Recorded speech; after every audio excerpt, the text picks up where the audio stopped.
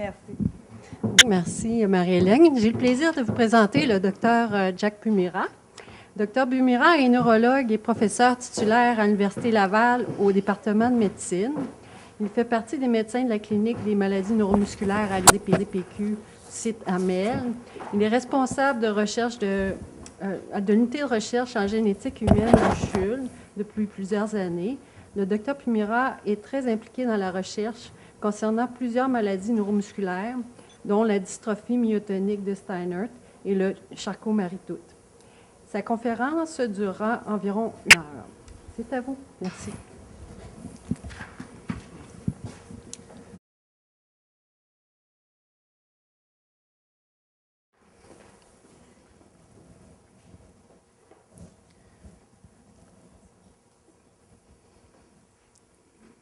Donc, vous m'entendez, Sherbrooke, Montréal et puis Jonquière? Ok, ça marche. Alors, on va pouvoir commencer. Je ne suis pas très bon dans les images, mais on va se débrouiller. Donc, aujourd'hui, j'ai accepté de faire une conférence pour faire un petit peu le point sur une maladie sur laquelle je travaille quand même depuis plus d'une dizaine d'années, qui est la maladie de Charcot-Marie-Tooth, qu'on appelle encore la neuropathie sensitivo-motrice héréditaire et qui s'appelle encore l'amyotrophie peyronnière. Tout ça, c'est la même maladie. Donc vous pouvez entendre déjà, vous voyez, déjà, ce n'est pas une maladie qui est simple, elle porte déjà 3 noms. Et elle est tellement compliquée qu'elle est difficile à traiter. Et comme vous allez voir, les recherches sont extrêmement lentes et difficiles dans cette maladie. C'est probablement une des maladies qui va être les plus difficiles à traiter et à développer des traitements. Je vais essayer de vous expliquer pourquoi.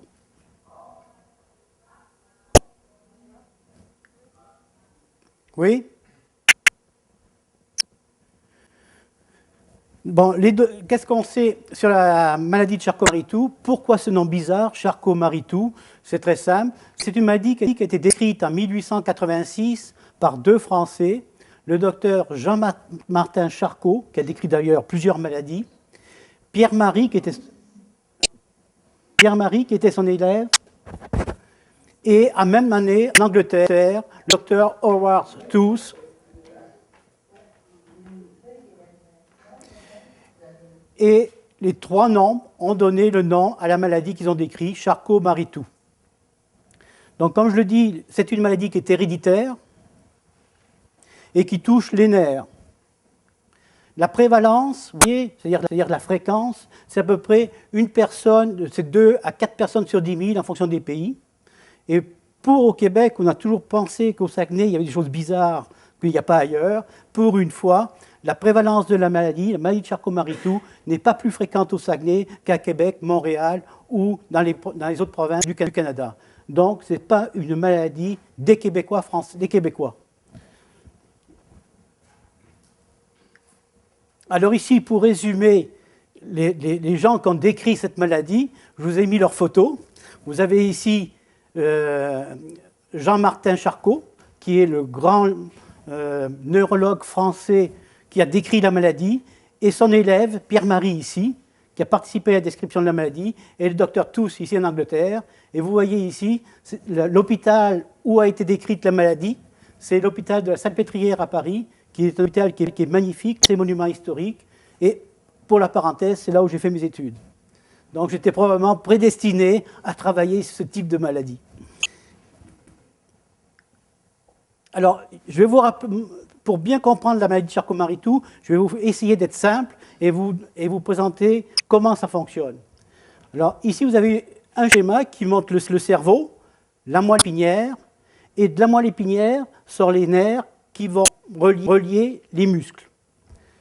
Dans la maladie de Charcot-Marie-Tooth, donc, ce n'est pas le cerveau qui est touché, ce n'est pas la moelle, c'est les fils qui relient la moelle aux muscles qu'on appelle les nerfs. Et dans les nerfs, qu'est-ce qui se passe? Eh bien, dans les nerfs, il y a la commande motrice, c'est-à-dire quand on fait une contraction musculaire, c'est le cerveau qui imprime la commande, l'influx passe dans la moelle, il sort de la moelle ici, et il va au muscle, contracter le muscle. C'est ce qu'on appelle le neurone moteur. Et ensuite, dans les nerfs, il y a une autre fonction, c'est que quand je touche, si je ferme les yeux, je sais que je me touche parce que ça monte au cerveau.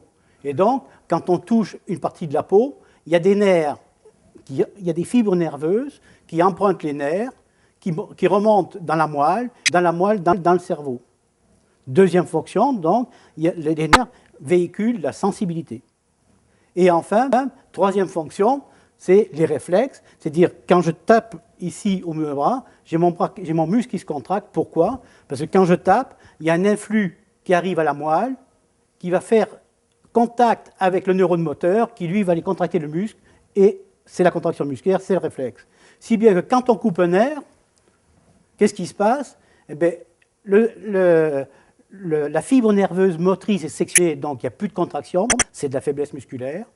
Il n'y a plus de trouble de la sensibilité, on ne sent plus, trouble de la sensibilité, et les réflexes sont abolis. C'est exactement les manifestations que vous avez lorsque vous êtes atteint de la maladie de Charcot-Marie-Tooth. Donc c'est une atteinte des nerfs et qui va couper les voies motrices, qui est la faiblesse musculaire, qui touche les voies de la sensibilité, c'est pour ça que vous sentez moins, que vous avez parfois des douleurs, et enfin que vos réflexes sont abolis.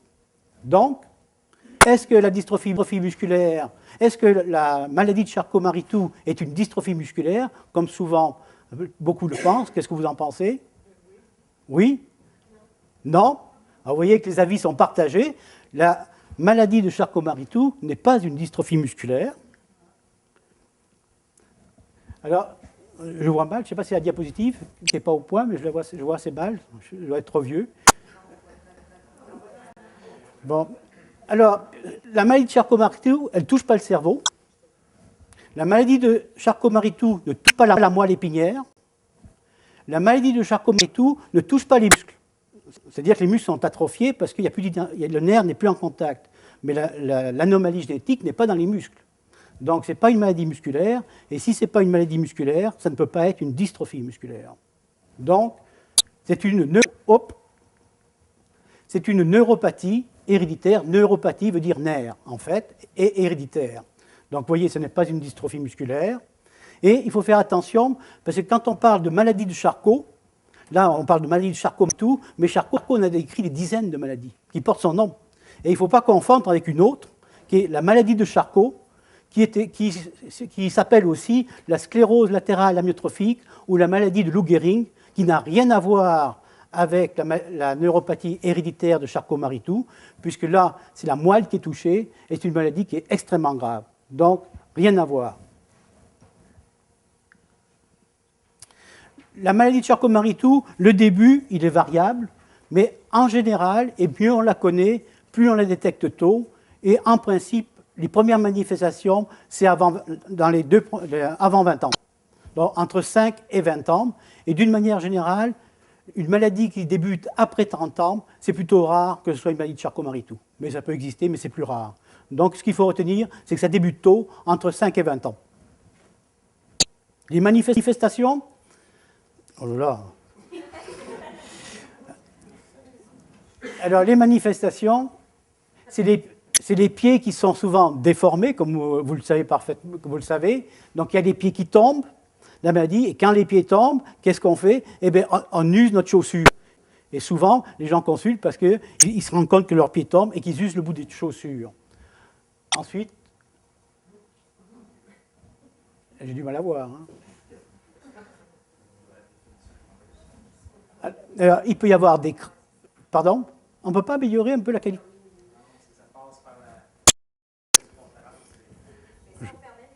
Peut-être, parce que moi je ne vois rien, moi. Franchement, je me fais vieux. Hein.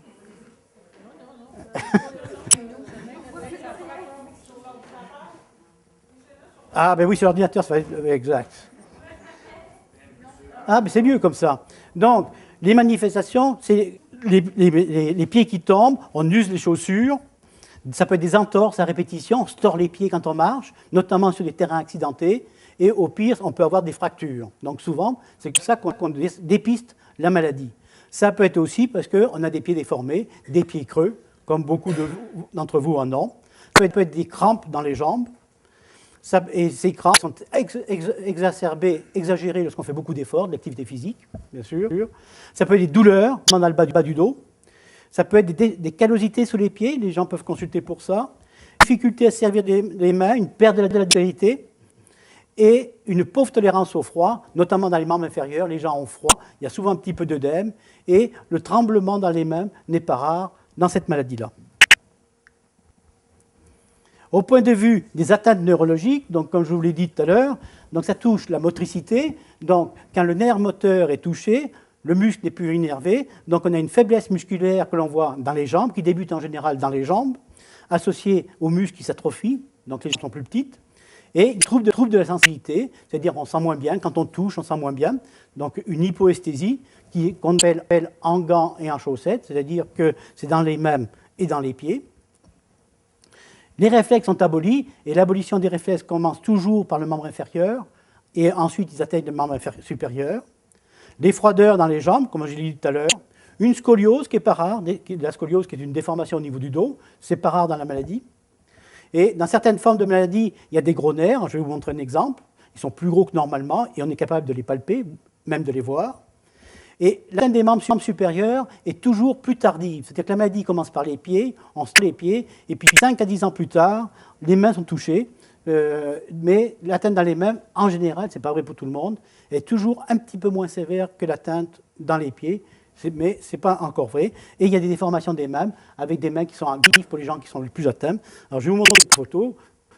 Vous voyez ici, quand je dis qu'on est capable de voir des gros nerfs, vous voyez ici, c'est ce qu'on appelle le nerf auriculaire. Alors on fait toujours ça quand on vous consulte. Pourquoi? Parce que je veux voir si le nerf est gros. Et vous voyez ici cet enfant qui a un gros nerf ici, alors que normalement on ne le voit pas. Et aussi c'est qu'on peut sentir les gros nerfs au niveau des coudes, des genoux ou du pied. C'est pour ça que quand vous voyez un neurologue, il regarde toujours vos coudes, votre cou et vos pieds pour voir si on touche des gros nerfs. Et vous voyez la faiblesse musculaire qui est typique de la maladie. Donc elle touche les jambes, vous voyez l'atrophie des jambes, des deux jambes. Et curieusement, et on ne sait pas pourquoi, l'atrophie s'arrête au tiers inférieur de la cuisse. Le quadriceps, dans son supérieur, est correct, et au tiers inférieur, il est atrophié. Donc dans les membres inférieurs, c'est une maladie qui est distale, qui touche les jambes, qui s'arrête au niveau du nous. Donc en principe, ce n'est pas une maladie qui est invalidante en soi, dans la mesure où les gens sont capables de se lever d'une chaise sans trop de problèmes. Ça, c'est une diapositive qui montre encore les mêmes déformations, et en particulier les déformations des pieds. Donc, vous connaissez ça aussi bien que moi. Donc, vous voyez les pieds très déformés, et puis dans les formes les plus sévères, vous voyez ces mains qui sont très atrophiées et très faibles. Alors, comment évolue la maladie de Charcot-Marie-Tooth dans le temps? Donc, c'est une maladie qui évolue extrêmement lente, et d'une manière générale, comme je vous le dis tout quand je vous vois en consultation, la maladie a tendance à se stabiliser vers la quarantaine. C'est-à-dire à peu près entre 30 et 40 ans, le maximum de la faiblesse est atteinte. Après, ça a tendance à se stabiliser. Ce n'est pas vrai pour tout le monde, mais dans la majorité des cas, c'est assez vrai. Ensuite, la maladie, ça ne tue pas. Donc vous allez vivre aussi longtemps que les autres. Ça ne touche pas l'espérance de vie. Ça ne touche pas le cerveau. Donc, si vous êtes Alzheimer, ce n'est pas à cause de votre maladie de Charcot-Marie-Tooth, c'est qu'il y a autre chose. Ça ne touche pas le cœur, donc vous avez un cœur qui fonctionne normalement.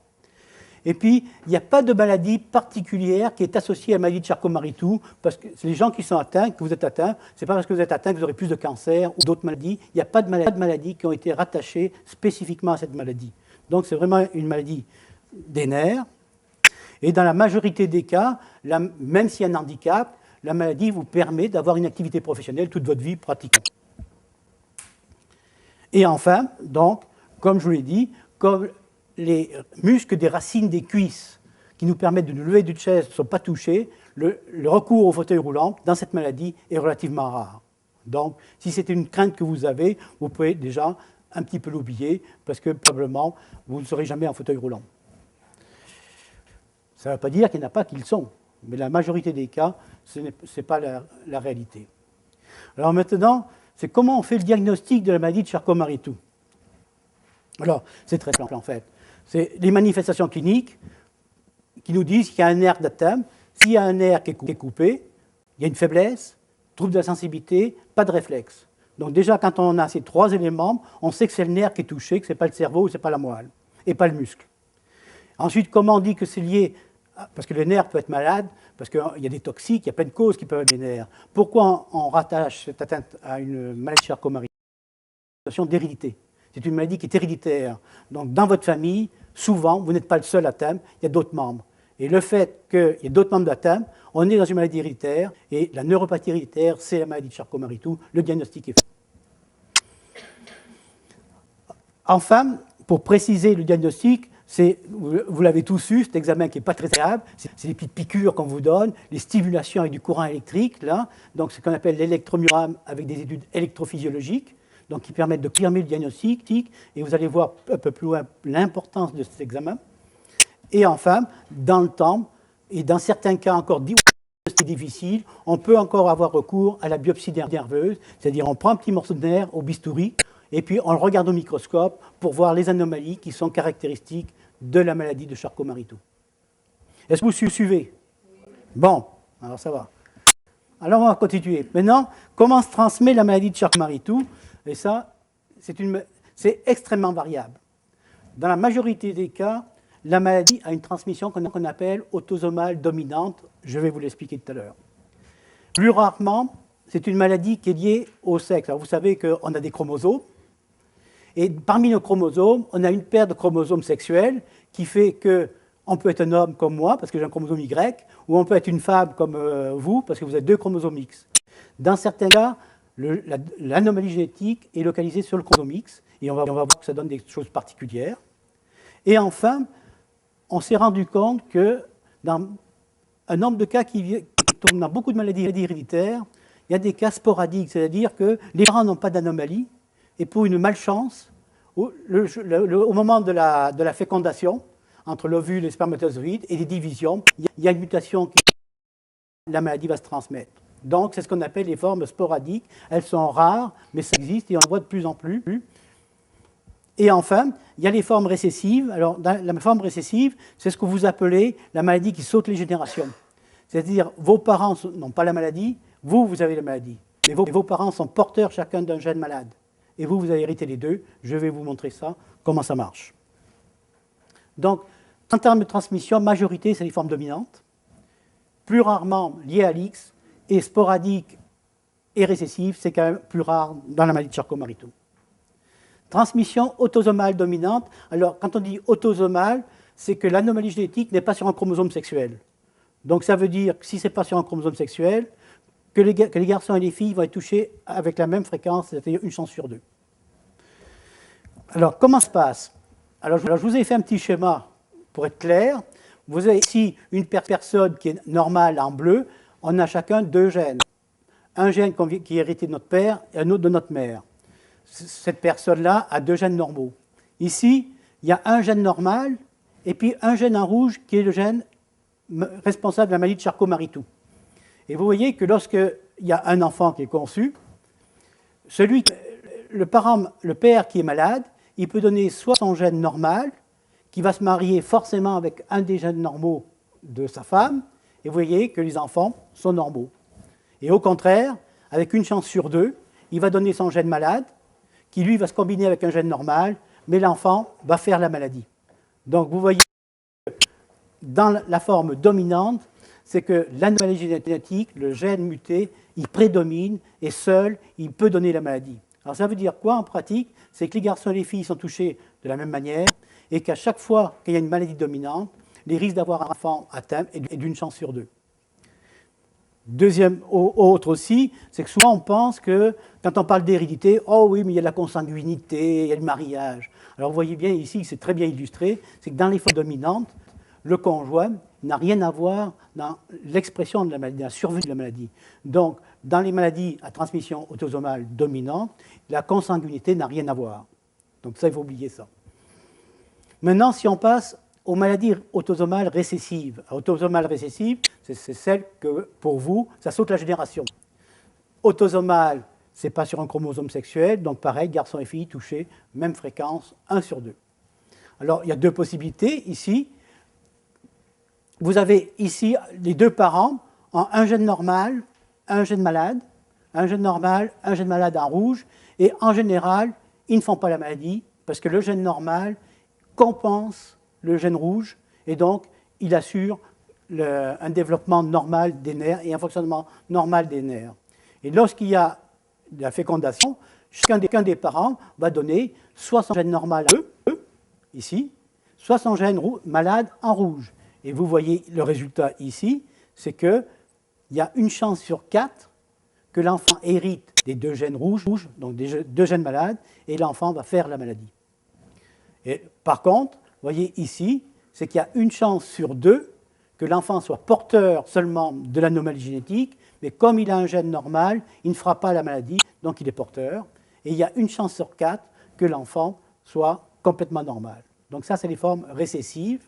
Et dans ces formes récessives, c'est que si moi, j'ai une anomalie dans un gène, et que mon conjoint a l'anomalie dans le même gène, dans une maladie rare, c'est là où la consanguinité joue un rôle, parce que forcément, on pense qu'ils ont hérité quelque part dans nos ascendants d'une anomalie génétique commune, pas à cause d'un parent qui avait l'anomalie et qui l'a transmise. Et donc, dans les maladies récessives, en général, c'est ce qu'on voit lorsqu'il y a une certaine forme de consanguinité dans la famille, que l'on retrouve dans les familles. Transmission liée à l'X, alors ça existe dans la maladie de Charcot-Marie-Tooth, c'est-à-dire que l'anomalie génétique n'est plus sur un chromosome non sexuel, mais sur un chromosome sexuel, le chromosome X, qui est le chromosome de la femme, et ceci fait que la transmission va être différente. Et vous voyez ici 2 cas, c'est que, en général, la femme, ici, est porteuse d'un gène malade sur son chromosome, et comme elle a 2 chromosomes X pour être une femme, l'autre est normale. Et là aussi, le fait d'avoir le chromosome X normal suffit à fonctionner normalement et ne pas faire la maladie. Quand elle se marie avec un conjoint, qu'ils ont des enfants, elle va donner, avec une chance sur 2, soit son gène malade, en rouge, soit son gène normal, en bleu. Et vous voyez ici que le gène malade et le gène normal vont se combiner avec un des 2 gènes normaux du père. Et dans la descendance, vous voyez que les garçons, s'il y a un garçon, il a hérité forcément du chromosome Y de son père, ici, et il a hérité du chromosome X malade de sa mère, et lui, comme il a un chromosome X, il va faire la maladie. Par contre, la fille, ici, qui va hériter d'un chromosome X du père et du chromosome malade X de la mère, comme elle va avoir un chromosome normal, elle ne fera pas la maladie. Donc ça, dans les formes qui sont liées au sexe, ça veut dire quoi? C'est qu'un père ne peut pas donner la maladie à ses fils, puisqu'il donne obligatoirement son chromosome Y pour avoir un garçon. Et comme l'anomalie sur le chromosome X, il lui donne son chromosome Y, donc il ne peut pas transmettre la maladie à ses fils. Par contre, comme l'anomalie est sur le chromosome X, toutes les filles vont être porteuses, puisqu'il y en a qu'un. Donc il est obligé de le donner. S'il est malade, les filles vont être porteuses. Est-ce que vous vous suivez là? Est-ce que vous avez des questions? Moi, je trouve ça dur. On essaye. J'aurais juste une petite question. Oui. Dans la première forme que vous dites Dominante. dominante, effectivement, est-ce que ça veut dire que les enfants vont être que porteurs du gène? Non. Déjà porteurs de la maladie? Non. Dans la maladie dominante, il n'y a pas de génération. On a le gène malade, on fait la maladie. Dans la maladie liée au sexe, c'est différent, dans la mesure où si les filles qui ont un chromosome normal, X, et un chromosome malade, le chromosome normal suffit à assurer un fonctionnement normal des cellules. Donc elles ne font pas la maladie. Tandis que les garçons qui ont un chromosome X et un chromosome Y, ils n'ont pas de chromosomes X normaux, eux vont faire la maladie. Donc pour que les filles fassent la maladie, il faut que les 2 parents soient porteurs et qu'elles héritent des 2 gènes malades. Un peu comme on a vu pour les formes récessives. Donc, si un homme a la maladie, c'est automatiquement sa mère qui y a donné? Pardon? Oui. Si un homme est malade, c'est automatiquement sa mère? Ben, pas forcément, parce qu'un homme, c'est forcément, ça ne peut pas son père. Puisque le père ne peut pas transmettre à ses fils, donc ça vient de la mère. Et donc, c'est comme ça qu'on reconnaît en clinique facilement, enfin relativement facilement, des formes qui sont liées au chromosome X. Maintenant, donc, vous avez vu un petit peu, bon, je sais que c'est difficile, mais grossièrement, vous avez une idée de la transmission. C'est l'essentiel. Après, de toute façon, vous aurez les documents, puis vous pourrez passer vos soirées, quand vous allez vous ennuyer, à les lire et à comprendre un peu mieux. Bon, maintenant, l'électromyographie et l'électrophysiologie, c'est un examen qui est extrêmement désagréable parce que vous n'aimez pas les piqûres, vous n'aimez pas quand on vous envoie des petits courants, des chocs électriques, c'est désagréable, mais c'est un examen qui est essentiel. Pourquoi? Qu'est-ce qu'on fait dans cet examen-là? Alors, ce qu'on fait, c'est que voici un nerf et voici son muscle. Alors, normalement, on envoie un courant électrique à ce niveau-là et on enregistre la contraction musculaire. Donc, on est capable de mesurer le temps entre la stimulation et la contraction. Les appareils le font automatiquement. Ensuite, on se déplace de 10 cm et on refait la même manœuvre. Et connaissant la distance entre les deux stimulations et la durée de l'influx de la conduction nerveuse, on est capable de déterminer la vitesse de conduction. Alors, pour vous donner une idée, un nerf, normalement, ça conduit à 45 mètres par seconde. C'est de normal. Dans la maladie de Charcot-Marie-Tooth, on a deux possibilités. Un nerf, c'est comme un crayon, comme un fil électrique. Il y a le fil au milieu, plus la gaine. Et bien, un nerf, c'est fait comme ça. La gaine, on appelle ça la myéline. Et le fil électrique, on appelle ça l'axone. Donc, dans la maladie de Charcot-Marie-Tooth, il y a deux possibilités.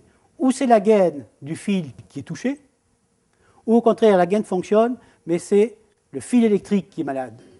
Et quand c'est le fil électrique qui est malade, on parle à ce moment, le fil électrique, on appelle ça un axone, bon, c'est un terme médical, scientifique, et donc on appelle ça une forme axonale. Et quand c'est la myéline, on appelle ça une forme démyélisante, parce que la myéline est détruite. Et cet examen-là, c'est le seul qui permet de faire la distinction entre les deux formes. Pourquoi? Parce que quand on a une infection démyélisante, ici par exemple, c'est la gaine qui est détruite. On stimule au point A, on recueille au point B, et le courant met plus de temps que normalement à conduire parce que la gaine est essentielle à la conduction nerveuse. Et si vous faites la même manœuvre de stimulation au point B et que vous mesurez la contraction, lorsqu'on fait la différence, les vitesses sont extrêmement ralenties parce que la myéline est nécessaire à la conduction.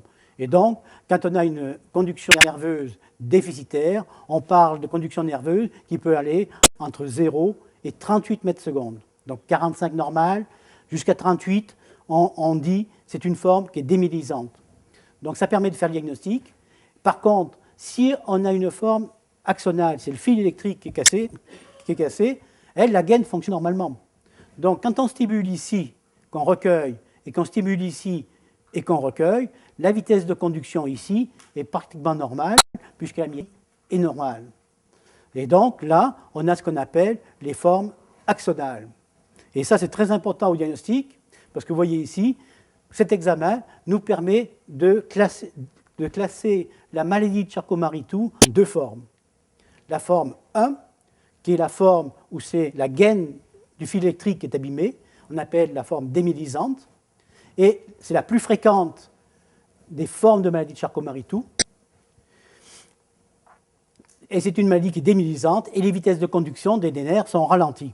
Et à côté, vous avez la forme 2, qu'on appelle la forme axonale, où c'est le fil électrique qui est touché. Les vitesses de conduction sont pratiquement normales, et comme on va le voir un peu plus loin, c'est qu'elles sont un peu moins sévères que les formes 1. Donc cliniquement, on est capable de faire, avec un seul examen, le diagnostic de la maladie et dire est-ce que c'est la gaine ou le fil électrique qui est touché. Donc c'est ça qu'on est capable de faire. Est-ce que c'est important pour une personne atteinte de connaître la différence entre les deux de ce qui est atteint? Alors, oui, on va le voir ici, c'est que le pronostic n'est pas tout à fait identique. Si tu as une forme axonale, on va le voir, le pronostic est un peu différent des formes démyélisantes et les formes axonales sont un peu moins sévères. Donc c'est une des raisons, comme on va voir, de l'intérêt. Donc le diagnostic clinique de la maladie de Charcot-Marie-Tooth, il n'y a pas de manifestation clinique spécifique. C'est-à-dire que vous avez une forme 1 ou 2, les réflexes sont abolis, vous avez la même faiblesse musculaire dans les pieds et dans les mains, et les troubles de la sensibilité. Donc cliniquement, on n'est pas capable. Mais l'électromyogramme nous permet de dire, oui, il y a une forme démyélisante ou axonale. Le mode de transmission nous aide au diagnostic. Est-ce que c'est dominant, récessif ou lié à l'X? Et enfin, l'âge de début de la maladie est important, car il y a des formes de maladie qui commencent très tôt dans la petite enfance. Et donc là, le diagnostic est un peu différent. Et ce qu'il faut bien comprendre là-dedans, c'est que Charcot, Marie et tous, en 1886, n'ont pas décrit toutes ces maladies.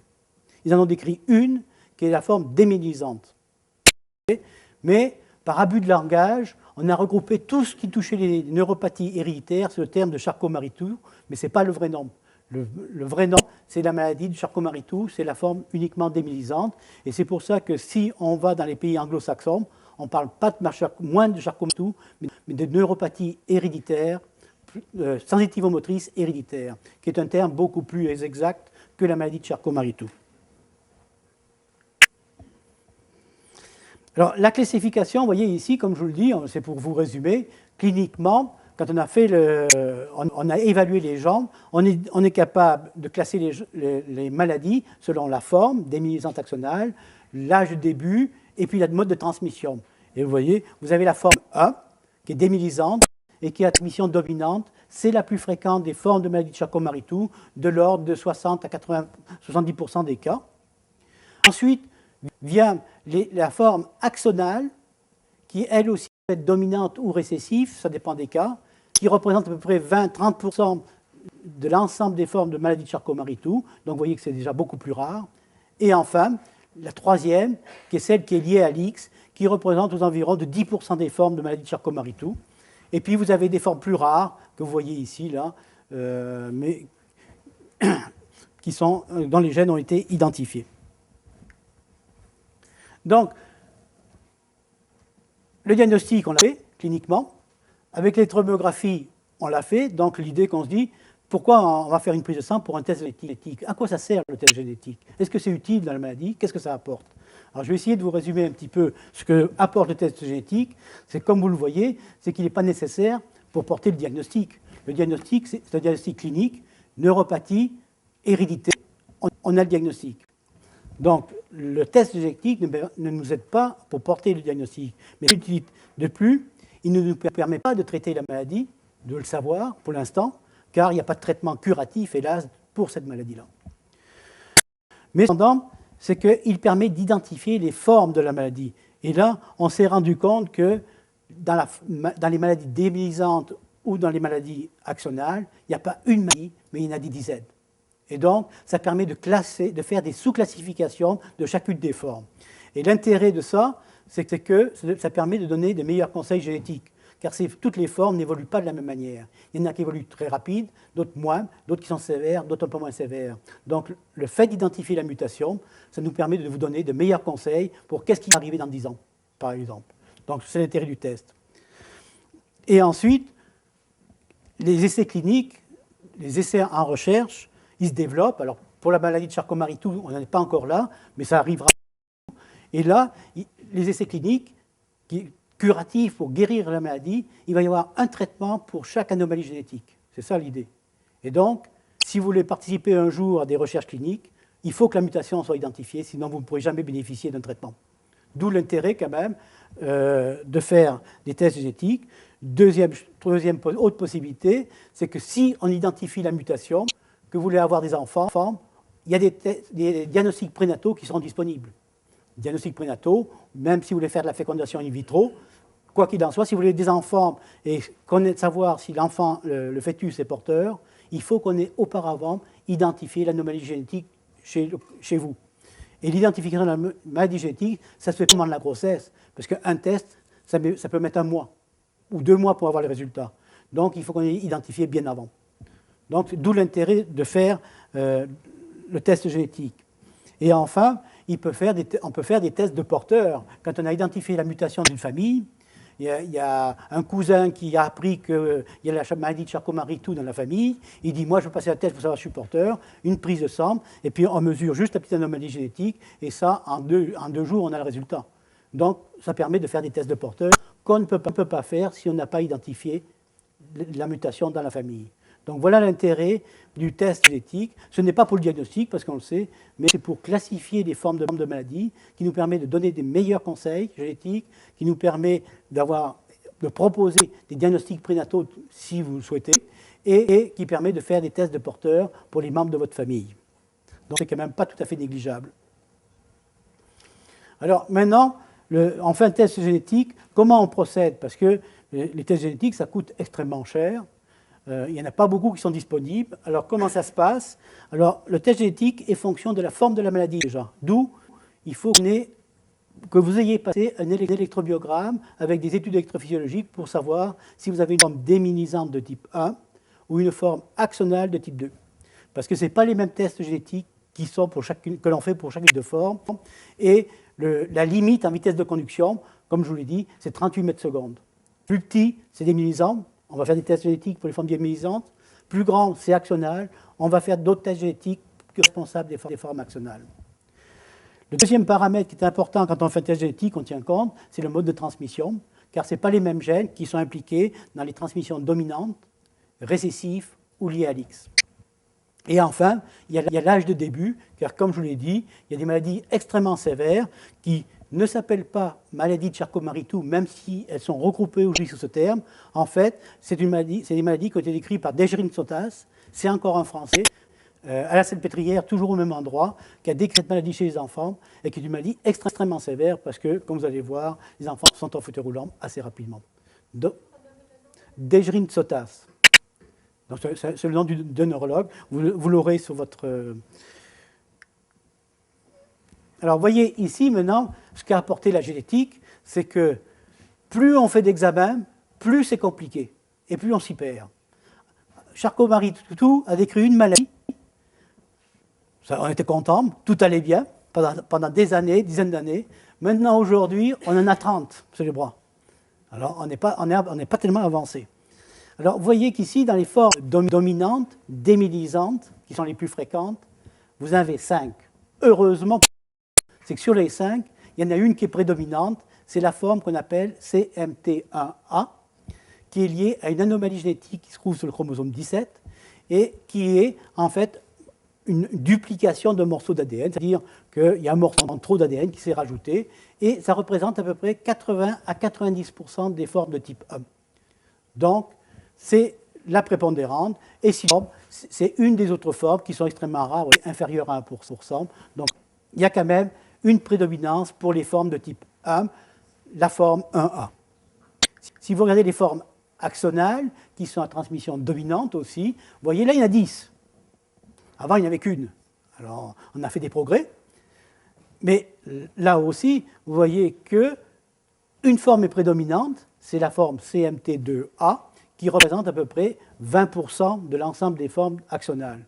Et plus rarement, vous voyez, 5% des cas, c'est un autre gène qui est impliqué, mais dans l'ensemble, sur les 10 formes, il y en a une qui est décrite uniquement en Chine, d'autres, il y a une ou deux familles. Donc, grossièrement, pour nous, à Québec, quand on fait le diagnostic, on fait le diagnostic de deux formes, la forme 1A et la forme 2A et la forme 2IJ, qui représentent 5% à peu près des maladies de Charcot-Marie-Tooth. Alors, il y a dans les formes axonales, comme vous l'avez vu ou dit, elle peut être dominante, mais elle peut être récessive. Donc, récessive, ce n'est pas les mêmes gènes. Et vous voyez ici, les formes récessives, il y en a 3. Alors, ça, pour vous, ce n'est pas une grosse importance, c'est juste pour résumer. Et voilà la maladie de Desjardins-Sotas, qui a été décrite par Desjardins-Sotas, qu'on appelle maintenant Charcot-Marie-Tooth de type 3, alors, parce que c'est comme ça. Et il y en a 4 formes, et il y a 4 gènes qui peuvent donner la même maladie. Et donc là aussi, quand on a des enfants qui ont une atteinte nerveuse dès la naissance ou dans les mois, les tests génétiques sont relativement faciles parce qu'il y a 4 tests qui sont disponibles et à tester. Neuropathie héréditaire de type 4, alors vous voyez un petit peu où on est parti. 4, 10 formes. 10 formes, ça c'est des formes démyélisantes récessives, extrêmement rares. C'est juste pour l'anecdote parce que moi, je n'en ai jamais vu ici, pour l'instant, identifié. Donc, les tests génétiques qui sont disponibles, tous les tests génétiques, on n'a pas des tests génétiques pour toutes les formes de la maladie, ça il faut comprendre. Et que dans mon laboratoire, on a développé des tests pour les formes les plus fréquentes de la maladie de Charcot-Marie-Tooth, c'est-à-dire la forme CMT1A et la forme liée à l'X. 70% des cas, 20% des cas. On a développé ce test en 1979, quand on a commencé nos recherches, et c'est un test qui est offert aujourd'hui à l'ensemble de la population, et je pense que c'était utile. Et quand les tests plus rares, on veut en demander, à ce moment-là, tous les tests sont faits dans une compagnie qui est aux États-Unis, qui s'appelle Athena Diagnostic. Ils ont une vingtaine de tests à peu près disponibles. Alors, ce qu'il faut retenir, c'est que, il n'existe pas de tests génétiques pour toutes les formes de la maladie. Deuxièmement, c'est que les gènes ne sont pas identifiés pour toutes les formes. C'est-à-dire qu'il y a des formes où les gènes ne sont pas connus. Et donc, quand un test génétique revient négatif, on ne peut pas exclure une maladie de Charcot-Marie-Tooth. C'est ça qu'il faut retenir. Si c'est positif, tant mieux. Si c'est négatif, ça reste quand même la maladie de Charcot-Marie-Tooth si vous avez une atteinte RR avec la notion d'une hérédité. Et à peu près, si on regarde ça, il reste encore au moins 30 à 40% des formes qui ne sont pas identifiées sur le plan génétique. Donc vous voyez encore qu'il y a du travail à faire pour les années à venir. Donc maintenant, on fait des tests génétiques et vous vous posez la question, effectivement, pourquoi faire des tests génétiques? Ça sert à quoi? Alors voilà un exemple, c'est qu'il y a des différences entre la forme myélisante et la forme 2 qui est axonale. Quelles sont les différences? Donc les formes 2 sont en général un peu moins sévères que les formes 1. Le début dans les formes 2, les formes 1, on dit que le début c'était quoi? Vous vous souvenez? 5-20 ans. Dans les formes axonales, le début est plus tardif, en général c'est 20 à 30 ans. Les mollets sont plus touchés dans les formes 2 que dans la forme 1. L'atrophie derrière est un peu plus importante. La faiblesse dans les mains, dans la forme axonale, est moins importante que dans les formes 1. Les troubles de la sensibilité sont moins fréquents. Et les déformations des pieds sont aussi moins fréquentes. Donc, grossièrement, ce qu'il faut savoir, c'est que quand on a une forme 2, on a une certaine chance, parce que la maladie est moins sévère que ceux qui ont une forme 1. Est-ce qu'il y a des formes 2 qui sont plus sévères? Bien sûr. Mais en général, parce que quand on fait des statistiques, vous prenez 1000 individus, vous avez une moyenne, mais de chaque côté, ça chevauche. Il peut y avoir des formes 2 sévères et des formes 1 moins sévères. Mais d'une manière générale, c'est quand même, plus la maladie commence tard, quelle qu'elle soit d'ailleurs, mieux c'est. Quand on fait de la dystrophie musculaire, plus ça commence tard, en général, mieux c'est. Plus ça commence tôt, plus les troubles sont importants, et c'est vrai aussi pour la maladie de Charcot-Marie-Tooth. Maintenant, dans les formes 2, axonales, qui ont une transmission récessive, alors elles sont plus rares, vous voyez, c'est des formes qui sont plus sévères, ça touche des enfants, ça débute à la naissance avant 3 ans, et la plupart des enfants sont en fauteuil roulant vers la vingtaine. Donc ça, ce sont des formes extrêmement sévères. Pareil pour la maladie de Dejerine-Sota, donc comme je l'ai dit, c'est une autre neuropathie héréditaire qui touche l'enfant, avec un retard moteur. Ce sont des enfants qui ont des traits qu'on a dit un peu grossiers, c'est un petit peu particulier. Et là aussi les enfants finissent en fauteuil roulant entre 20 et 30-40 ans. Donc ces formes-là, plus ça débute tôt, plus c'est sévère. La forme X, alors lorsqu'on a une maladie de Charcot-Marie-Tooth liée à l'X, les femmes sont moins touchées que les hommes, qu'elles ont un chromosome X normal. Et un homme ne veut pas transmettre la maladie à ses fils. Par contre, les filles sont toutes porteuses. Alors, on arrive maintenant, on a fait un petit tour sur la maladie. Est-ce que ça, vous suivez, vous comprenez? Vous êtes perdu? Pas trop, on va dire. Donc, on va passer à une deuxième étape, les traitements. Qu'est-ce qu'on peut faire pour cette maladie? Alors, qu'est-ce qui est disponible? Alors, premièrement, c'est qu'il n'y a pas de traitement curatif. On ne sait pas guérir la maladie de Charcot-Marie-Tooth. Je vais vous expliquer tout à l'heure pourquoi.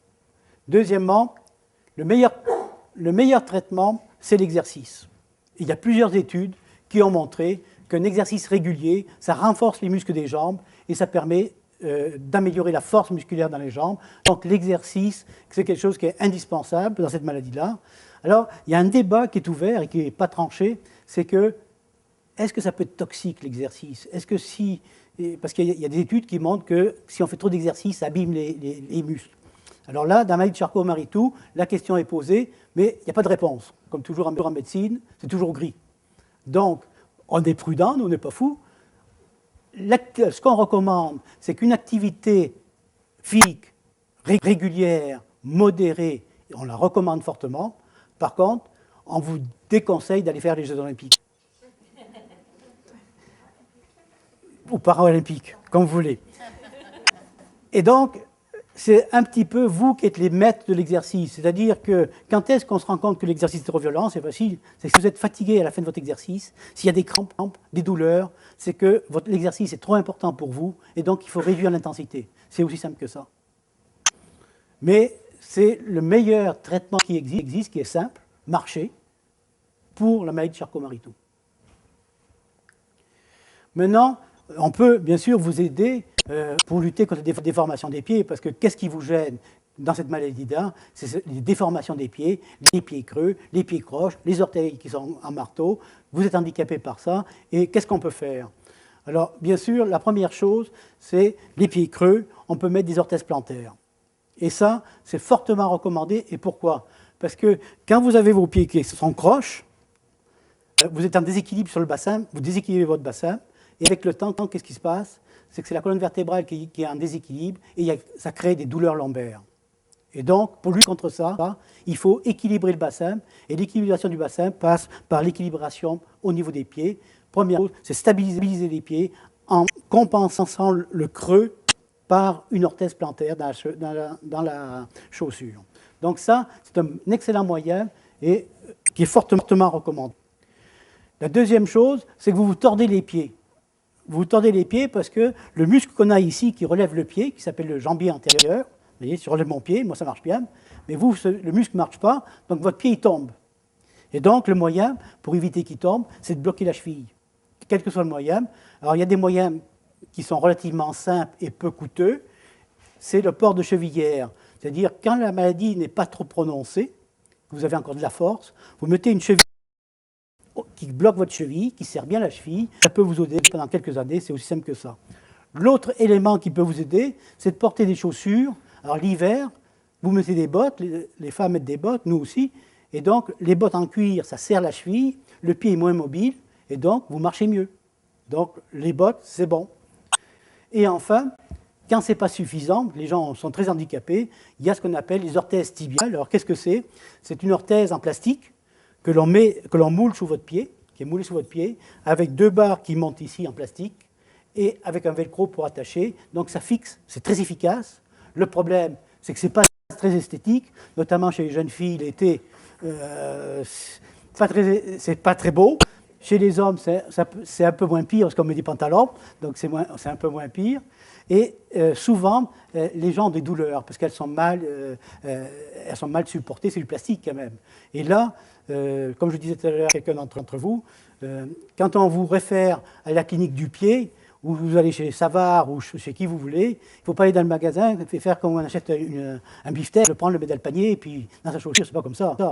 C'est qu'il faut qu'elle soit moulée, votre orthèse, il faut qu'elle soit moulée à votre pied, et il faut qu'elle soit adaptée à votre pied. C'est-à-dire, quand vous allez sortir d'une clinique, vous allez avoir mal aux pieds. L'orthèse, c'est comme ça. Et donc, il faut revenir pour la faire ajouter, juste à temps que vous soyez confortable. C'est le seul moyen que vous pourrez bénéficier d'une orthèse tibiale. Donc, donc, elle a des avantages, parce que c'est efficace, elle a des inconvénients, c'est pas beau, souvent c'est mal toléré, et puis ça finit souvent dans les placards. Alors c'est pour ça que dans mon expérience, avant de prescrire des orthèses, je veux être sûr que les gens vont les porter. Si c'est pour mettre les placards, autant ne pas en prescrire. Donc mais c'est efficace. Il y a la chirurgie. Alors il y a plusieurs chirurgies qui existent pour corriger les anomalies du pied, et d'une manière générale, la chirurgie, on l'a fait quand, chez l'enfant, on attend que la déformation soit un petit peu stabilisée. C'est-à-dire, on ne fait pas une chirurgie du pied majeur quand l'enfant est en développement, parce qu'au bout de 3-4 ans, c'est à refaire. Alors, quel est l'avantage? Ça marche bien. Il y a des gens qui sont très satisfaits d'avoir la chirurgie des pieds, mais chez d'autres, il y a des douleurs. Ils sont pas un risque d'arthrose qui est un peu plus élevé en vieillissant. Donc, la chirurgie, dans mon expérience, comme on ne peut pas faire marche arrière une fois que c'est fait, je préfère la faire en dernier recours. Et tant qu'on peut temporiser par les orthèses, etc., je pense que c'est mieux. Mais ceci étant, c'est un avis personnel, et il y a peut-être d'autres neurologues qui pensent différemment. Les traitements médicamenteux, maintenant. Alors, ce que vous vous plaignez le plus souvent, c'est des douleurs. Mais les douleurs, c'est pas simple, parce que c'est très fréquent, mais les douleurs, il n'y a pas une cause, il y a plusieurs causes qui créent les douleurs dans cette maladie. Alors, vous voyez ici, j'en ai résumé quelques-unes. Le plus souvent, c'est des douleurs qui sont d'origine arthrosique, qui sont secondaires aux déformations. Donc, vous vous faites déformer, il y a de l'arthrose, ça crée des douleurs. Et d'autres fois, les douleurs, c'est aux troubles de posture. Comme je l'ai dit, si vous ne faites pas attention à stabiliser vos pieds, le bassin va être en déséquilibre, la colonne va être en déséquilibre, et ça va créer des douleurs au niveau de la colonne vertébrale, des douleurs lombaires, très fréquentes. Et enfin, il y a des douleurs qui sont secondaires à l'atteinte des nerfs de la sensibilité. Parce que la sensibilité, quand on touche, ça va au cerveau, mais ça crée aussi, il y a des nerfs qui sont responsables de la douleur, et l'atteinte de ces nerfs peut créer des douleurs qui sont à force de serrement, de brûlure. Alors ça, c'est un nerf qui est touché, et il peut y avoir des petits traitements qui sont efficaces. Alors, pour les douleurs, qu'est-ce qu'on donne? Donc, pour le trouble de posture, il n'y a pas de traitement spécifique à part les anti-inflammatoires, l'acétaminophène, mais c'est les traitements de physiothérapie essentiels, avec essayer de stabiliser les pieds pour éviter les déformations. Pour les douleurs musculaires, vous voyez, on peut prendre anti-inflammatoire, l'acétaminophène, qui est très bien, et enfin, pour les douleurs qui sont en rapport avec l'atteinte des nerfs, ces brûlures qui donnent sous les pieds, souvent les gens ont des brûlures, ça serre. À ce moment-là, il y a quelques médicaments qui sont efficaces, comme le Tegretol, qui est le carbamazépine, le gabapentin, qui est le neurontin, ou des antidépresseurs tricycliques qui peuvent vous aider. Mais les douleurs nerveuses sont toujours difficiles à traiter. Donc, à côté des douleurs, il y a la fatigue. Les gens qui ont cette maladie-là, ils sont vite fatigués. Et là, la fatigue, bien sûr, souvent, elle est secondaire à la faiblesse musculaire. Parce que plus vous êtes faible dans les jambes, plus pour marcher, il faut faire de l'effort, et plus vous êtes fatigué parce que les muscles sont plus capables. Et donc, ça crée de la fatigue. Et il y a une étude qui est relativement récente, qui semble avoir montré que le modafinil, qui est l'Alertec, qui est un médicament qui n'est pas utilisé couramment pour cette application, aurait une certaine efficacité dans la fatigue, mais ça, c'est à confirmer. Donc ça, c'est encore de la recherche. La toxicité médicamenteuse. Alors, là, je ne vais pas tous les dire, parce que mais je vous ai fait la liste des médicaments qui sont les plus toxiques. Donc, quand vous arrivez chez vous, vous regardez la liste, c'est bon, c'est pas bon, c'est bon, c'est pas bon. D'une manière générale, ce qu'il faut savoir sur la toxicité médicamenteuse, c'est que la majorité des médicaments ne sont pas toxiques pour les nerfs, sauf les médicaments qu'on utilise dans le cancer. Donc c'est quand même des choses très particulières. Et puis il y en a un ou deux qui ont une certaine toxicité, il faut le savoir. Quand on peut avoir un autre médicament qui a le même effet, autant le prendre. Donc vous aurez votre liste à la fin de la conférence. Et on arrive au point crucial, que vous êtes là pour ça, je pense en partie pour ça. Qu'est-ce qu'on fait en recherche sur le maladie de Charcot-Marie-Tooth? Alors, si j'avais fait ma conférence uniquement sur la recherche, il y a un moment que j'aurais fini. Parce que les recherches sur la maladie de Charcot-Marie-Tooth, malheureusement, elles sont extrêmement difficiles. Alors, il y a des recherches sur des médicaments. Alors, vous voyez, des essais thérapeutiques. Donc, de différents médicaments, ça, c'est relativement facile, il y en a. Et puis, l'autre type de recherche qui est plus difficile, c'est de trouver un traitement pour guérir la maladie. Mais guérir la maladie, pour nous, c'est qu'il faut réparer des gènes. Et ça, on ne sait pas très bien le faire. D'où les difficultés de la recherche.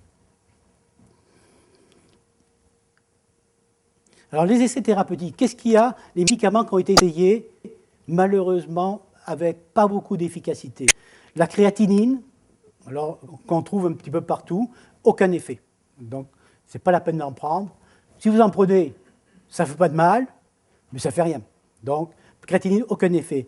Il y a une étude qui a montré qu'il y a un facteur de croissance qui s'appelle le neurotrophine 3, qui a amélioré doucement les taux de la sensibilité, mais chez 4 patients.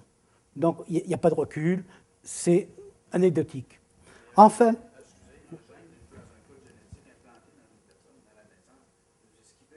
oui. Attends, je vais te le dire tout à l'heure. Là, on a les médicaments. Et il y a quelques années, ceux que je suis en consultation, je vous ai dit, il y a peut-être un espoir, parce que les Français, ils ont mis en évidence que la vitamine C était capable de guérir des souris qui avaient la maladie. C'était pour la forme démyélisante CMT1A. Et donc, ils sont passés à faire une étude chez l'homme pour voir, effectivement, vérifier leur hypothèse. Malheureusement, les études sont sorties. La vitamine C n'a aucun effet sur la maladie. Donc, moi, je l'avais donné à certains patients. On n'a pas vu d'effet sur la force musculaire. Ce n'est pas un médicament qui est efficace, même à forte dose. Donc, récemment, j'étais en Espagne, où il y a eu un congrès aussi sur la maladie. Et il y a quelqu'un qui a rapporté une épice indienne, le curcumum, qui aurait peut-être un petit effet bénéfique chez la souris, mais ce n'est pas utilisé chez l'homme, donc on ne le sait pas. Mais si vous aimez les Indiens, autant mettre du curcumum, ça ne fait pas de mal. Et enfin, il y a des médicaments qui empêchent une hormone qu'on appelle la progestérone d'agir, qui montre une certaine efficacité chez l'animal, mais ne peut pas être appliquée à l'homme pour l'instant, car c'est trop toxique. Donc vous voyez que malgré tout, il y a des essais qui se font, il y a des médicaments qu'on essaie dans la maladie, ça ne marche pas, mais peut-être dans 1 an, 2 ans, 3 ans ou 5 ans, on va trouver un médicament qui marche sans avoir à réparer le gène. Donc, l'intérêt quand même de participer à des recherches, que l'on puisse identifier les bonnes mutations, de manière à ce que quand il y a un médicament qui est essayé, vous avez la bonne mutation, on peut l'essayer chez vous. Les médicaments qui ont été nommés ou qui ont été découverts ont été sous la forme du CMT de type 1. Il n'y en a aucun de la forme actionnelle? Non, parce que les formes actionnelles sont extrêmement rares. Et donc, les seules populations importantes pour faire des essais, c'est des formes hommes. Malheureusement. D'où, c'est pour ça que je dis, à la fin, je vais vous parler du registre qu'il faudrait développer, parce que c'est le seul moyen d'avoir des cohortes de patients importantes pour pouvoir participer à des essais. Alors maintenant, les recherches, pour répondre à votre question, sur le traitement curatif de la maladie, et là, on s'embarque dans une autre histoire. Pourquoi les recherches sont lentes et difficiles dans la maladie de Charcot-Marie-Tooth? Alors, il y a des problèmes de technique. Ces techniques, c'est qu'on appelle ça faire de la chirurgie des gènes pour nous.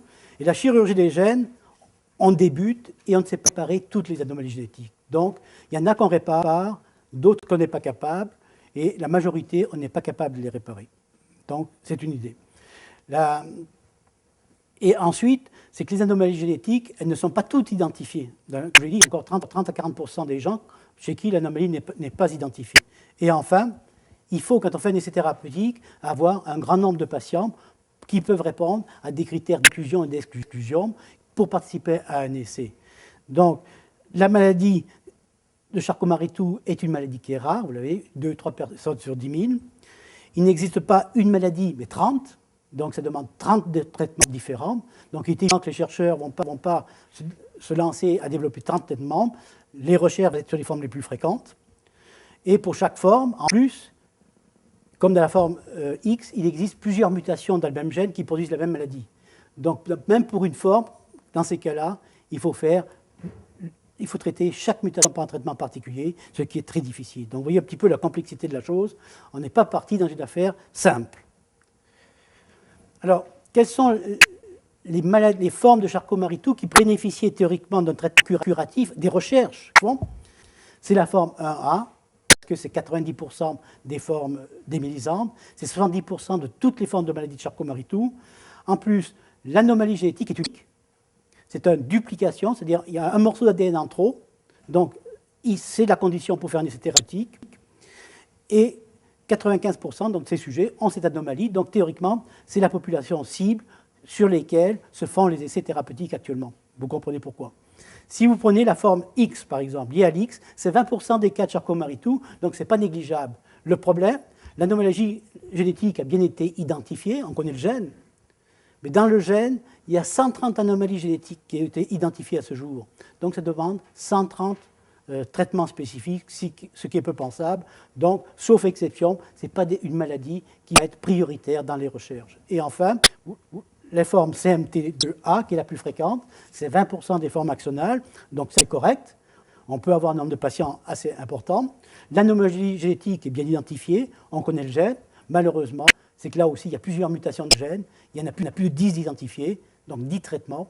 Donc vous voyez que les recherches, ça divise les patients et les recherches deviennent extrêmement difficiles.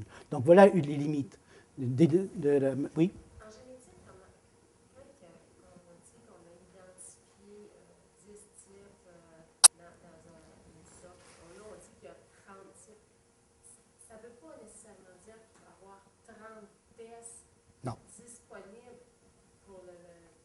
Comment ils ont pu découvrir qu'il y avait tant de types qui ne sont pas capables de. Parce que on élimine d'abord toutes les mutations connues. Donc vous passez les tests pour tout ce qui est connu. Vous êtes dans l'inconnu après. Et quand il y a des familles assez grandes, maintenant avec les techniques modernes, et de plus en plus, il y a même un article qui vient de sortir la semaine dernière, où dans une famille, ça a été suffisant pour identifier une anomalie génétique. Donc, ça va être beaucoup plus précis. Et donc, avec les techniques modernes de génomique qui existent actuellement, on est capable, si on a une famille bien étudiée, et avec de nombreux patients qui sont là-dedans, d'identifier l'anomalie génétique. Donc, c'est comme ça. Alors, identifier l'anomalie génétique, ça veut dire quoi? C'est qu'il y a des chromosomes, on en a deux, plus le père, il faut identifier sur quel chromosome. Et ça, c'est une étape qu'on sait faire. Donc, c'est pour ça que dans les tableaux, vous verrez, il y a beaucoup de formes où le chromosome, il est connu. Mais sur le chromosome, on n'est pas capable d'aller chercher le gène qui est malade. Donc, on est un point d'interrogation. Et ça, c'est beaucoup plus difficile. Donc, vous voyez ici, en termes de recherche, si on parle de recherche, la probabilité, ça va être pour les formes CMT1A, et tout ce qui est fait, aussi bien essai médicamenteux, c'est pratiquement sur ces formes-là. C'est malheureux, mais c'est un petit peu ça. L'autre chose, c'est que thérapie génique, chirurgie du gène, comment on fait? Il y a deux techniques que vous avez entendu parler, la thérapie cellulaire ou la thérapie génique. Alors la thérapie génique, c'est la chirurgie des gènes, on va réparer le gène et essayer d'éliminer l'anomalie génétique. La thérapie cellulaire, au contraire, c'est que c'est fait pour des maladies dans lesquelles l'anomalie génétique fait que la protéine n'est pas produite. Et donc, on transplante des cellules normales pour restaurer le niveau de la protéine. Donc, vous voyez les deux techniques. Donc, dans la thérapie cellulaire, on injecte en principe des cellules qu'on appelle précurseurs, des cellules souches. Et ces cellules souches expriment le gène normal, et donc elles vont coloniser le nerf, on peut espérer, et donc redonner la fonction de la protéine et corriger l'anomalie génétique. Dans la thérapie génique, au contraire, ce qu'on appelle la chirurgie des gènes, ce sont des gènes médicaments qu'on appelle, et ces gènes médicaments, le problème, c'est qu'on ne sait pas réparer toutes les anomalies génétiques, et le deuxième problème, c'est que quand tu donnes un gène médicament, il faut qu'il aille, si tu le prends par la bouche ou par intraveineux, il faut qu'il aille dans le nerf, et non pas dans le cœur ou dans le foie. Et ça, on ne sait pas très bien le faire. D'où la limite. Donc, la thérapie cellulaire, comme je vous l'ai dit, ce sont pour les maladies où la protéine est absente. C'est quelle forme dans la maladie de Charcot-Marie-Tooth? C'est uniquement pour les formes récessives. Pourquoi? Parce que vous voyez ici qu'un enfant qui est normal, il a la protéine produite 50% par son chromosome qui vient de la mère, 50% par son chromosome qui vient du père. L'enfant qui est porteur, lui, il a 50% de la protéine qui est produite par le gène de la mère qui était normal. Par contre, le gène malade, il ne fait rien. Mais le fait qu'il y ait 50% de protéines de produites, ça suffit quand même à avoir un fonctionnement normal.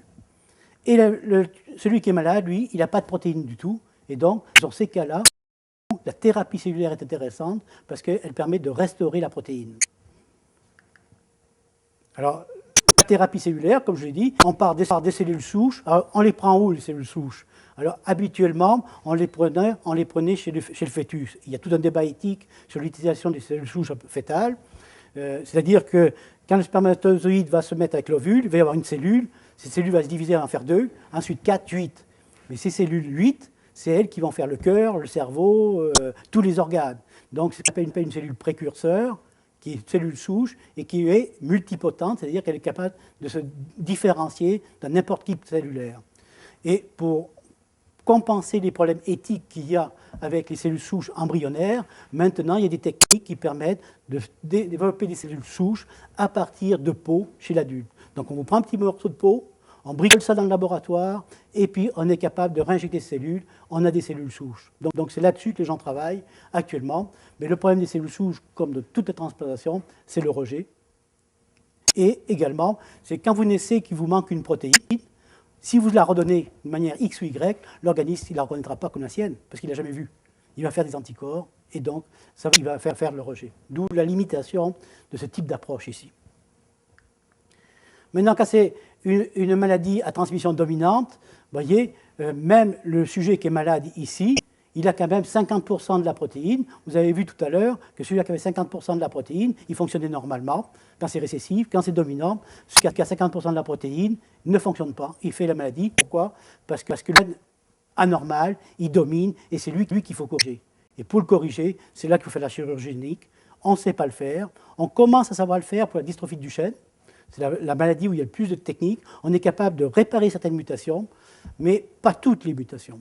Donc, celles qui ressemblent à celles de Duchenne, on pourrait éventuellement l'appliquer à d'autres maladies. Mais comme vous allez le voir, dans la forme CMT1A, c'est encore plus compliqué. Parce que la forme CMT1A, vous voyez ici, c'est que le chromosome sur lequel il y a l'anomalie, il y a un morceau ici qui est normal, une région, elle est très grosse, très grande cette région sur le chromosome. Pour vous donner une idée, vous prenez la vanne, ça va de Québec jusqu'à Montréal, ça représente à peu près ça. Okay? Donc vous avez cette région que vous avez héritée de votre père, sur le chromosome du père, l'autre région que vous avez héritée du chromosome de votre mère, et dans la maladie, il y a un des chromosomes qui a deux régions ici. Donc ce qu'il faut faire, la chirurgie du gène, c'est qu'il faut couper cette région-là et rabouter les bouts. Alors imaginez, vous coupez à Québec, vous coupez à Montréal, vous raboutez les bouts. On en est dans cette situation, donc extrêmement difficile. Donc ce n'est pas pour de même qu'il y aura une thérapie curatrice pour la forme CTEA, malheureusement.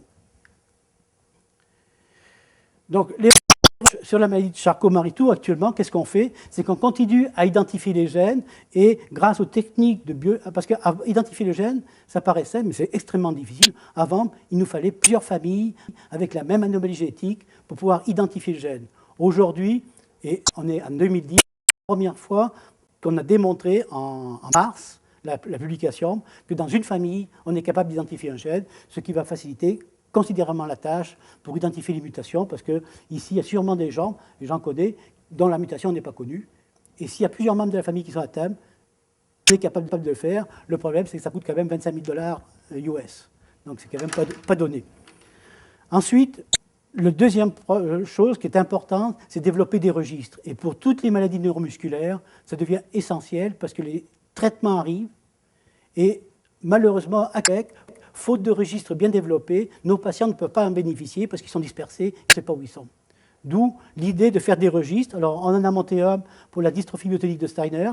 Il y a 800 patients qui sont inscrits dans le registre. Et donc, quand on veut faire un essai thérapeutique, on va dans notre registre, on choisit les patients qui répondent à des critères d'inclusion, d'exclusion, aux critères qu'on veut, on les contacte, on demande s'ils veulent participer. Pour le Charcot-Marie-Tooth, c'est la même chose. C'est qu'il faut qu'on ait des listes de sujets qui ont atteint la forme CMT1A et que cette liste soit très grande, parce que si vous en avez 1000, vous avez des critères d'exclusion souvent qui font que sur les 1000, vous en avez 20 qui répondent seulement aux critères pour faire un essai. D'où l'importance de ces registres. Et enfin, donc, on travaille dans les laboratoires à corriger les gènes. Alors cette correction des gènes, on n'a pas besoin de travailler sur la maladie de Charcot-Marie-Tooth, on travaille sur d'autres maladies parce que les anomalies génétiques, on les voit partout, dans toutes les maladies neuromusculaires et neurogénétiques et génétiques. Et donc, il y a des gens qui travaillent à corriger et peut-être que quand ils vont trouver une méthode pour guérir les duplications, on pourrait l'appliquer à la maladie de Charcot-Marie-Tooth. Donc ça, c'est des recherches qui sont en cours. Et enfin, l'autre chose, c'est qu'il faut trouver un transporteur qui, du sang, va amener le gène au bon endroit dans le nerf. Et ça, ce n'est pas non plus de la tarte. Alors, je terminerai, parce que les Français, ça parle toujours trop, c'est vrai. Alors, là, vous avez les sites, l'Association canadienne, il y a un très bon document sur la maladie de Charcot-Marie-Tooth en français. L'Association française de lutte contre l'hémiopathie, il y a le site web qui est aussi très bon. Et en France, il y a un réseau des malades de Charcot-Marie-Tooth qui s'appelle CMT France, qui là aussi donne des conseils, etc. Donc vous voyez que c'est quelque chose qui n'existe pas ici et qui serait utile. Alors pour terminer, je vais parler beaucoup. J'espère vous avoir appris quelque chose, que ça vous a intéressé. En contrepartie, je ne vais pas faire ça gratuitement. Donc, on va vous demander de nous aider si vous le souhaitez. Qu'est-ce qu'on vous demande? C'est qu'avec nos collègues français, on a développé un questionnaire pour apprécier la qualité de vie, quand on est de différentes maladies, dont le Charcot-Marie-Tooth. Ce questionnaire, il a été développé par les Français. Donc, on n'est pas sûr que le Québécois va comprendre le français. Comme les Français ne comprennent pas très bien le québécois, il faut valider ce questionnaire. Et donc, on aurait besoin de volontaires. Ça prend à peu près 20 minutes pour remplir ce questionnaire et nous dire ce qu'ils en pensent. Les mots, je ne comprends pas, ça ne marche pas au Québec, ou des trucs comme ça. C'est ça qu'on a besoin de savoir pour que quand on donne le questionnaire, les gens ne soient pas embêtés à trouver le bon mot parce qu'ils ne comprennent pas le questionnaire. Donc, s'il y a des gens qui sont intéressés, à ce moment-là, il faudra contacter... parce que ici, j'ai seulement 1 ou 2 formulaires, parce que je n'ai pas mené, mais donnez votre adresse à l'association canadienne, et puis on vous enverra le formulaire, vous le remplirez, vous nous ferez vos commentaires, et au moins, vous nous rendrez service, et vous rendrez service également aux gens qui ont cette maladie, parce que pour nous, ça nous permettra de mieux apprécier le retentissement de la maladie sur votre qualité de vie. Alors voilà, je pense que j'ai assez parlé pour aujourd'hui. Alors je vous remercie.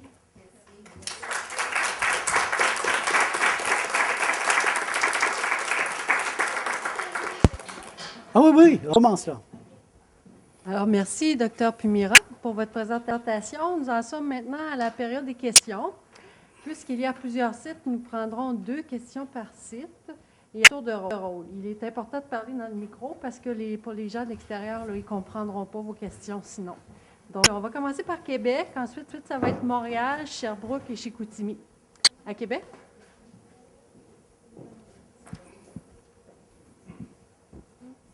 Ma question concerne le fait de vouloir des enfants. On sait que sur certaines formes de maladies, ça affecte la vie de la personne atteinte pendant et après la conception. Est-ce que c'est le cas de la Charcot-Marie-Tooth? Si oui, pourquoi et comment? En termes de grossesse, oui. La maladie de Charcot-Marie-Tooth n'a pas d'influence sur la grossesse. Donc, la grossesse va être normale.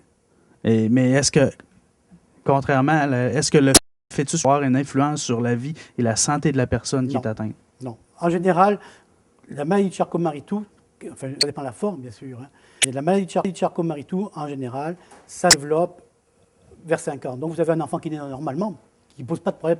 Ce n'est pas comme dans d'autres maladies où le fœtus est très atteint et il est atteint. Dans la maladie de Charcot-Marie-Tooth, le fœtus naît normalement. Donc, il n'y a pas de problème en termes de grossesse. Le fœtus ne retentit pas sur la grossesse et il n'y a pas de problème au cours de la grossesse. Merci.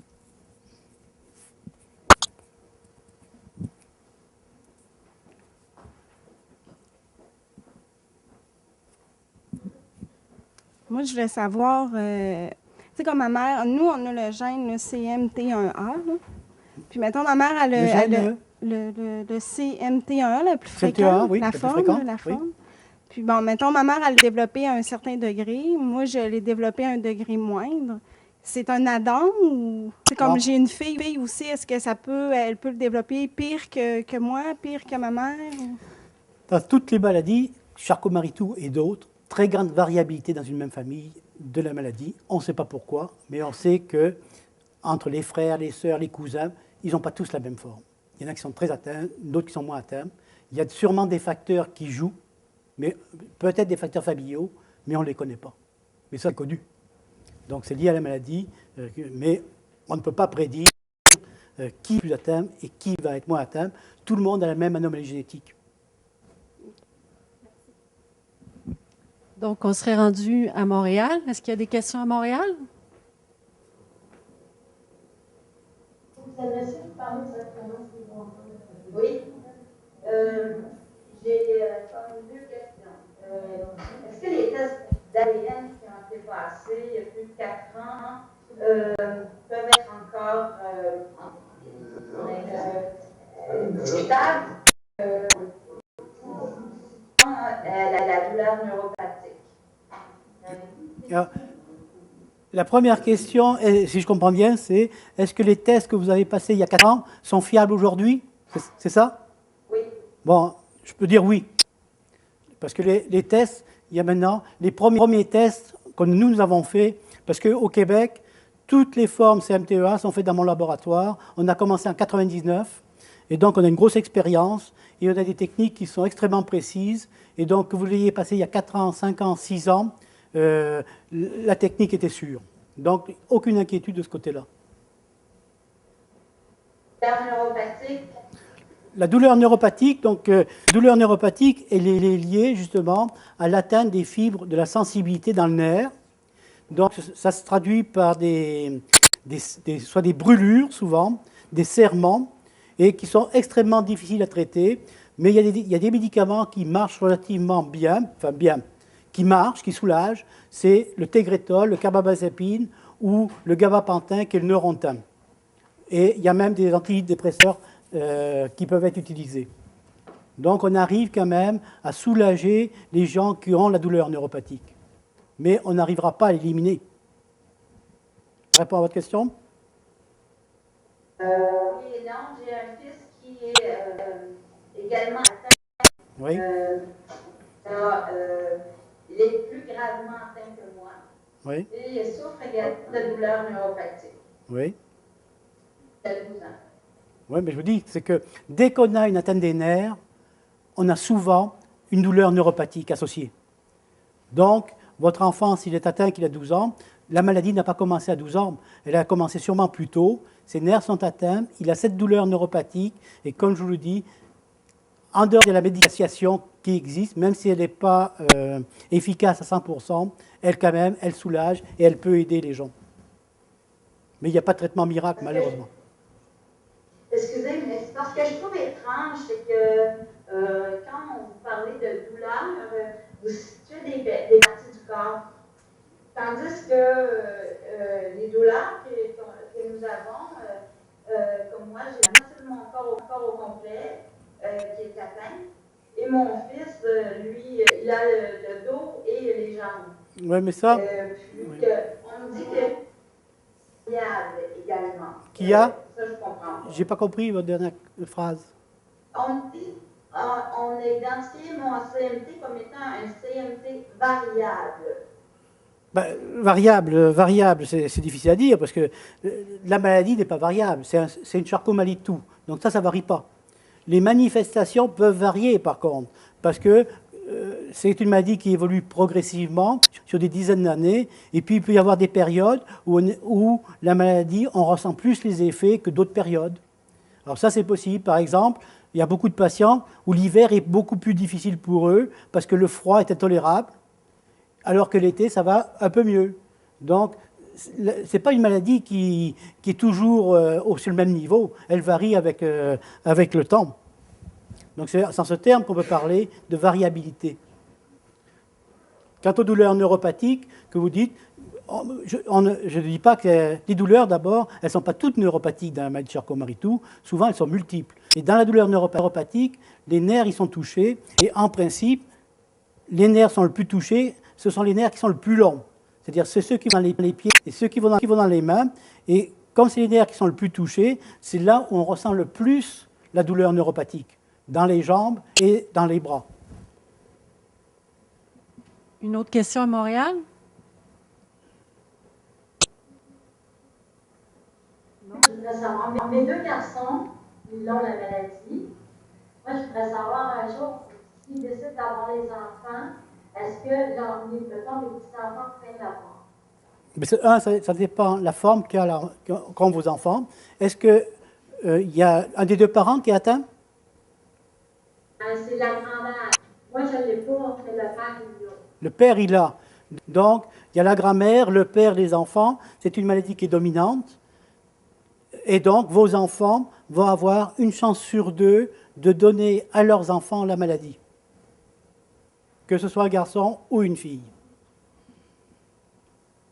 Est-ce que ça vous va? Oui, ça va, merci. Une question à Sherbrooke?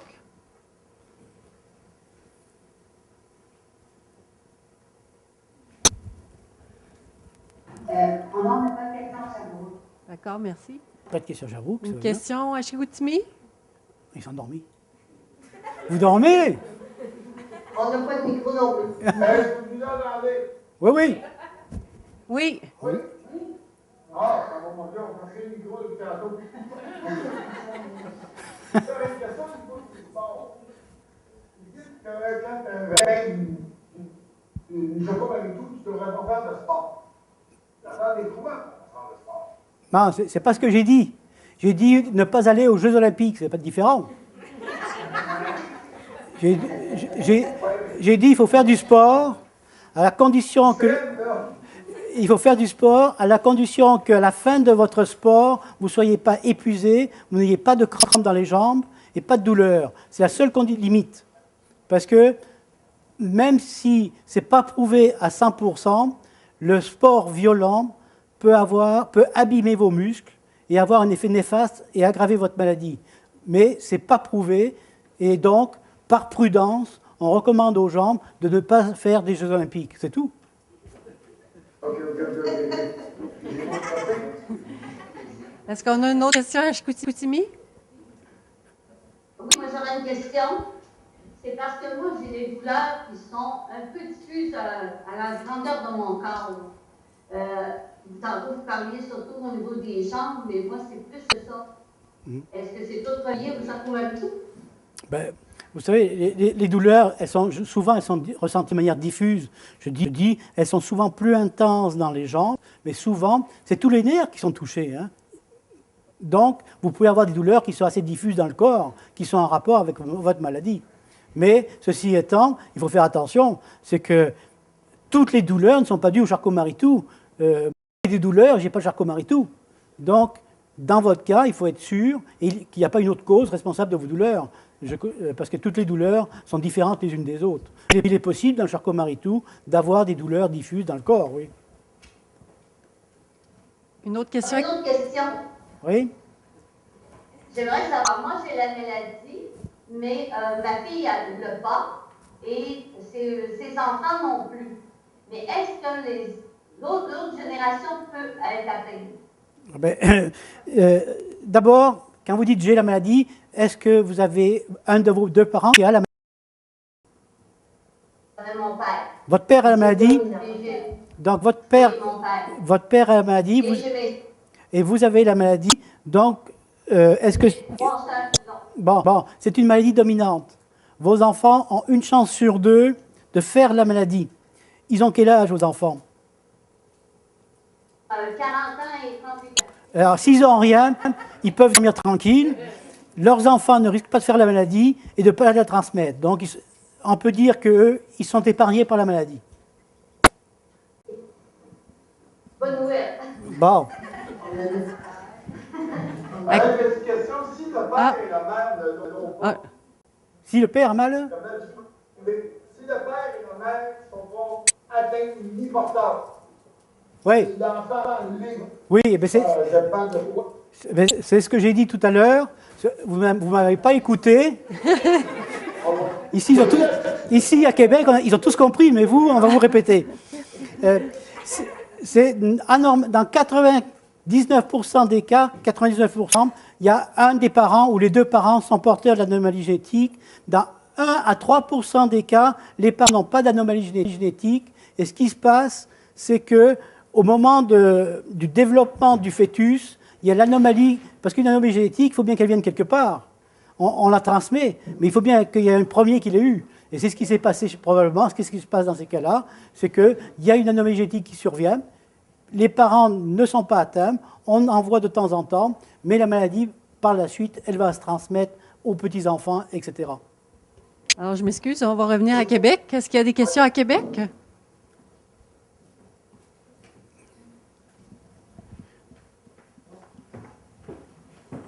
C'est une question, mais plutôt une information. Vous avez parlé de registre tout à l'heure, Oui. mais vous n'avez pas donné comment on peut s'inscrire à ce registre-là.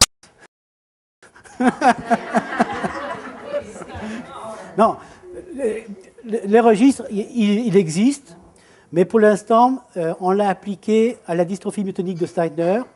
Charcot-Marie-Too, il existe, parce qu'à Sherbrooke, on rentre de patients là aussi. On ne l'a pas encore diffusé, mais probablement, dans l'année qui va venir, ici, vous allez en entendre parler par l'intermédiaire de l'association canadienne.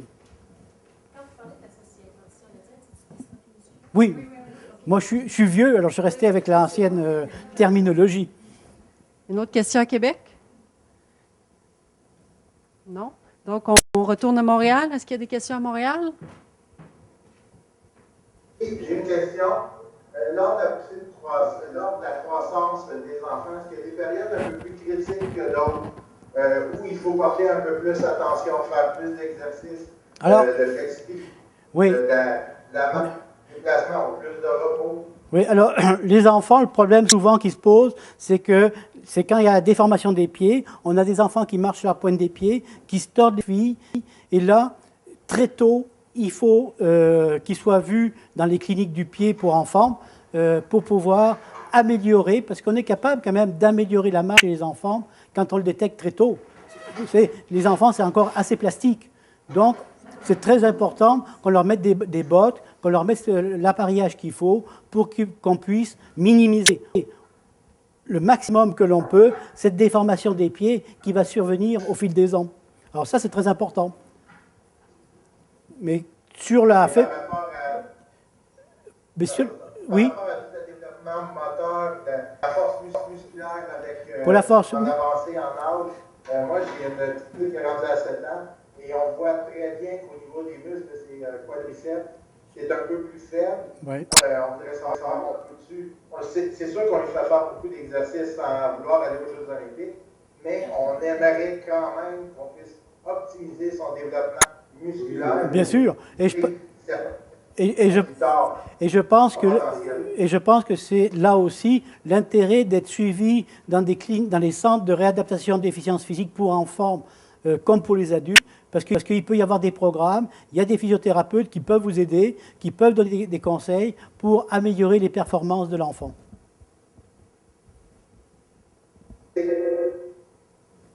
Une autre question à Montréal? Oui. Est-ce que les électromyogrammes et électrophysiologiques, ces examens-là peuvent découvrir d'autres maladies que le Charcot-Marie-Tooth? Ben, ils sont utilisés pour deux types de maladies. C'est pour détecter la dystrophie musculaire. On met l'aiguille dans le muscle, on le fait contracter et on voit que le muscle est malade. Donc il peut nous dire c'est le muscle qui est malade, c'est une dystrophie musculaire. Ou au contraire, ils sont utilisés pour voir si les nerfs sont malades, comme vous l'avez vu, et donc c'est une neuropathie. Donc c'est un examen qui permet de dépister la dystrophie et les neuropathies. Mais la neuropathie est héréditaire ou pas héréditaire. Parce que quand on est diabétique, beaucoup de diabétiques font des neuropathies qui n'ont rien à voir avec le Charcot-Marie-Tooth, mais on peut voir des anomalies à ces deux examens. Ça confirme le diagnostic. Donc, le diagnostic de neuropathie. Maintenant, reste à déterminer si c'est le diabète ou si c'est une cause héréditaire. Ça, c'est autre chose. On retourne à Chicoutimi. Est-ce qu'il y a encore une question à Chicoutimi? Tantôt, vous parliez de biopsie. Si tu as passé une biopsie d'une vingtaine d'années, est-ce que ça serait différent d'aujourd'hui d'avoir ça? Non, c'est exact. La biopsie, on n'en fait plus aujourd'hui parce qu'on n'a plus besoin, sauf dans des cas extrêmement difficiles où on n'a pas de notion familiale, d'hérédité. Quelqu'un, on pense que c'est une neuropathie héréditaire. Dans la famille, on ne trouve personne. On se demande si c'est une neuropathie héréditaire ou pas. Et dans ce cas-là, on part recours à la biopsie pour nous aider au diagnostic.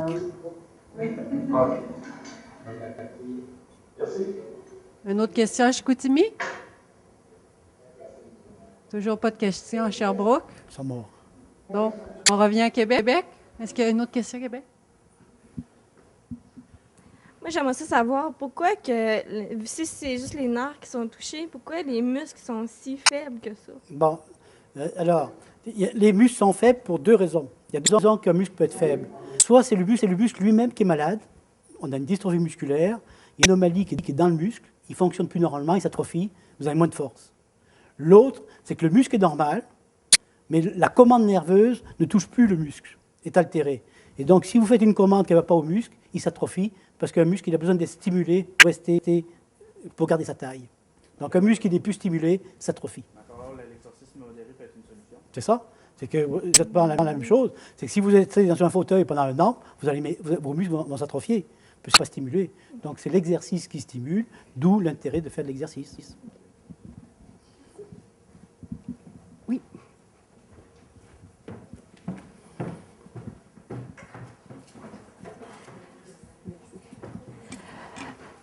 Ma fille a 14 ans. Oui. Elle, sa forme, c'est de forme axonale. Ils n'ont pas détecté du tout de quelle forme il s'agit. Déjà, elle a une atrophie des mains qui est très avancée. Est-ce que à ce moment-là, pour elle, ça serait peut-être bien qu'on lui fasse une biopsie de ses nerfs?